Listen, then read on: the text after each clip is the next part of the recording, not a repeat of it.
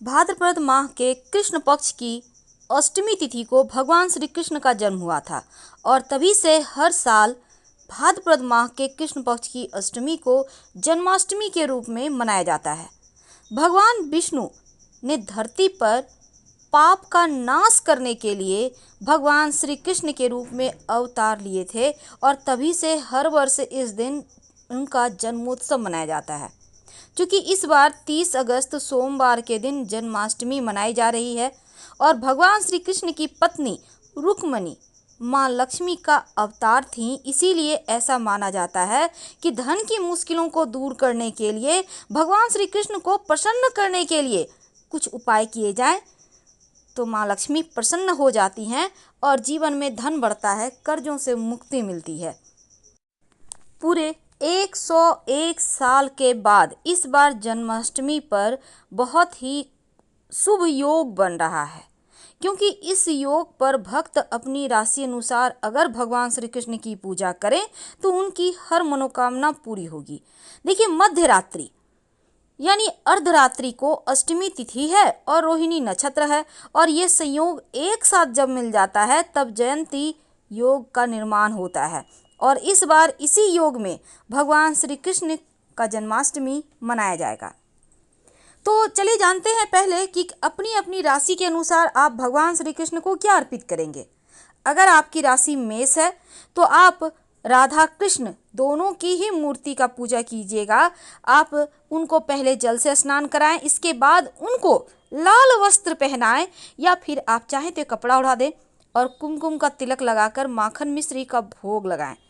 अनार के साथ दूध से बनी मिठाई का भी भोग लगाएं, यानी अनार अर्पित करना है आपको। जीवन की मुश्किलें कम होंगी। जो वृषभ वाले हैं, आप भगवान श्री कृष्ण का चांदी के वर्क से श्रृंगार करें, उन्हें सफ़ेद वस्त्र सफ़ेद चंदन अर्पित करें। अब शहद दूध दही मक्खन और रसगुल्लों का भोग लगाएं। इससे आपका शुक्र भी बेहतर होगा और भगवान श्री कृष्ण की कृपा से जीवन में सुख बढ़ेगा। मिथुन राशि वाले, आप पहले भगवान श्री कृष्ण के साथ राधा जी को भी दूध से स्नान कराएं। इसके बाद आप वस्त्र पहनाकर पीला चंदन अर्पित करें, केले का भोग लगाएं, सूखा मेवा दही का भोग लगाएं। आपका जो इस समय आपके ऊपर ढैया चल रहा है उससे मुक्ति मिलेगी और जीवन में सुकून आएगा। कर्क राशि वालों, आप राधा कृष्ण को केसर दूध में केसर डालकर स्नान कराकर आप उन्हें सफ़ेद वस्त्र पहनाइए और नारियल जरूर रखिएगा पूजा में और केसर युक्त दूध का ही भोग लगाइएगा, तो आपका मन की चिंताएं मन की परेशानियां समाप्त हो जाएगी। जो सिंह वाले हैं, शहद और गंगा जल मिलाकर भगवान श्री कृष्ण को स्नान कराएं और फिर गुलाबी रंग का वस्त्र धारण कराएं। अब अष्टगंध का तिलक लगाइए और फिर गुड़ और माखन मिश्री का भोग लगाइए। आपके जीवन में सुख सम्मान मान सब बढ़ता चला जाएगा। कन्या वालों, आप राधा कृष्ण को दूध और घी से स्नान कराएं, फिर उनको जल से स्नान कराएं, अच्छे से पोछें और हरे रंग के वस्त्र पहनाइए। फिर उनको सूखा मेवा दूध इलायची लौंग का भोग लगाएं, तो जीवन की जो परेशानी है वो समाप्त होगी और जीवन में जो टेंशन है उससे मुक्ति मिलेगी। तुला वालों, आप राधा कृष्ण को दूध और चीनी से स्नान कराइए, यानी दूध में चीनी डालकर, और फिर जल से स्नान कराकर पोंछकर उनको केसरिया या गुलाबी रंग का वस्त्र पहनाकर केले का भोग लगाएं, सूखा मेवा का भोग लगाएं, दूध की बनी मिठाई का भोग लगाएं या फिर माखन मिश्री का भोग लगाएं या आप घी का भी भोग लगा सकते हैं। आप चाहें तो सारे चीज़ों का भोग लगाएं या कोई एक चीज़ का। आपके शनि के जो आपके ऊपर ढैया चल रही है उससे राहत मिलेगी। वृश्चिक वालों, श्री बांके बिहारी भगवान श्री कृष्ण को दूध दही शहद चीनी जल से स्नान कराइए और फिर उनको आप शुद्ध जल से स्नान कराकर लाल वस्त्र पहनाएं और गुड़ और नारियल से बनी मिठाई या फिर आप मावा का माखन का दही का कोई भी एक चीज़ का भोग लगा दें, तो आपके जीवन में जो अभी परेशानी चल रही है उससे आपको मुक्ति मिलेगी। धनु वालों, भगवान राधा कृष्ण को पहले दूध से स्नान कराइएगा, फिर शहद से कराइए, फिर जल से कराकर उनको पोंछकर पीले वस्त्र पहनाइए। पूजा में केला, अमरूद, पीली मिठाई का भोग जरूर लगाइएगा।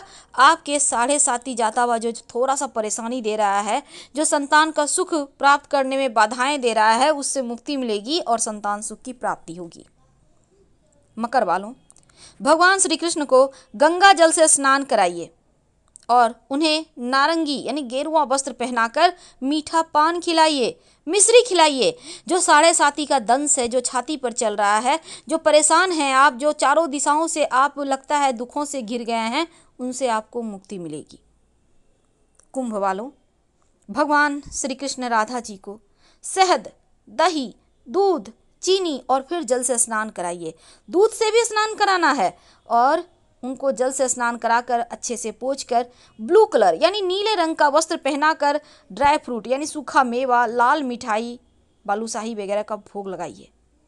साढ़े साथी का जो शुरुआती चरण है, जो कष्ट दे रहा है, उनसे रक्षा करेंगे, क्योंकि शनिदेव के आराध्य भगवान श्री कृष्ण है और जब भगवान श्री कृष्ण के शरण में आ जाते हैं तो शनिदेव खुद ब खुद शांत हो जाते हैं, आप पर बुरा प्रभाव नहीं डालते। जो मीन वाले हैं, भगवान श्री कृष्ण राधा जी को शहद, दही, दूध, चीनी, जल से स्नान कराएं और उन्हें पोंछकर अच्छे से पीतांबर यानी पीला वस्त्र पहनाएं। पूजा में नारियल, दूध, केसर या मावे से बनी मिठाई का भोग जरूर लगाएं। जो जीवन में उथल पुथल चल रहा है, जो आने वाले समय में साढ़े साथी का दंश झेलना पड़ेगा, उसके लिए आप तैयार रहेंगे, यानी उतना तकलीफ नहीं होगा जितना आप सोच रहे हैं। यह तो थी भगवान श्री कृष्ण को मनाने की विधि। अपनी राशि अनुसार आप उन्हें क्या अर्पित करें, कैसे उनको मनाएं, कैसे उनकी कृपा से शनिदेव भी शांत हो जाएं। अब जानते हैं कि इस जन्माष्टमी के दिन आखिर क्या करें कि जीवन के कष्ट मिटे, दुख मिटे। अगर कर्जों से परेशान हैं तब जन्माष्टमी के दिन शाम को तुलसी जी की पूजा जरूर करें और साथ ही ओम नमो भगवते वासुदेवाय, ओम नमो भगवते वासुदेवाय का जप खूब करें। 11 बार तुलसी जी की परिक्रमा करें, कर्ज से मुक्ति मिल जाने में आसानी होगी। अगर आप चाहते हैं माँ लक्ष्मी आपके घर में आ जाए, धन की मुश्किलें दूर हो जाए, आर्थिक रूप से परेशानियां समाप्त हो, तो जन्माष्टमी के दिन शंख में दूध भरकर कान्हा जी को चढ़ाएं। माँ लक्ष्मी प्रसन्न होंगी और फिर आपको संतान की भी चाहत पूरा होगी, आर्थिक समस्याएं दूर होंगी। और अगर आप संतान की प्राप्ति चाहते हैं तो भगवान श्री कृष्ण को माखन मिश्री का भोग लगाएं और जो भी आपके घर में या आपके आसपास छोटे बच्चे हैं, यानी 1 से 5 साल तक के बीच, उनको अपनी उंगली से माखन मिश्री खिलाइए अपनी हाथों से, ये समझकर कि आप भगवान श्री कृष्ण को खिला रहे हैं। भगवान ने चाहा तो साल भर के अंदर आपके घर में भी किलकारियां गूंजेगी। नौकरी में प्रमोशन चाहते हैं तो आप छोटी कन्याओं को खीर खिलाइए। आर्थिक मुश्किलें बहुत ज़्यादा हो तो जन्माष्टमी के दिन गाय बछड़े की मूर्ति लाइए और पूजा स्थान में रखकर नियमित रूप से पूजा करें तो धन की मुश्किलें दूर हो जाती है। इस जन्माष्टमी के दिन बहुत सारे प्रयोग हैं, लेकिन अब जानते हैं घर के मुख्य दरवाजे के बाहर ऐसा क्या फेंकें, क्या डाल दें कि मुश्किलें कम हो जाए। क्योंकि निगेटिव एनर्जी, नकारात्मक ऊर्जा अगर बढ़ गई है, सुख चैन खो गया है, तब पीली सरसों के दाने 1 चुटकी लेकर अपने घर में पूरे जगह घर में घूमिए अच्छे से, ऊपर नीचे जितना भी बड़ा घर है, और संभव हो तो घर के तमाम लोगों को टच कर लें और ले जाकर अपने बाएं हाथ में लेना है। घर के बाहर या छत पे खड़े होकर आप घर के मुख्य दरवाजे के बाहर फेंक दें, बिना पीछे मुड़े घर आ जाए। तो हम आपसे विदा लेंगे। जानकारी अच्छी लगे तब लाइक कर सब्सक्राइब करें, अपनों से शेयर करें और कमेंट में हर हर महादेव जरूर लिखिएगा। ज़्यादा जानकारी के लिए आप हमारे वेबसाइट grandharmasamac.com गूगल सर्च करके आ सकते हैं।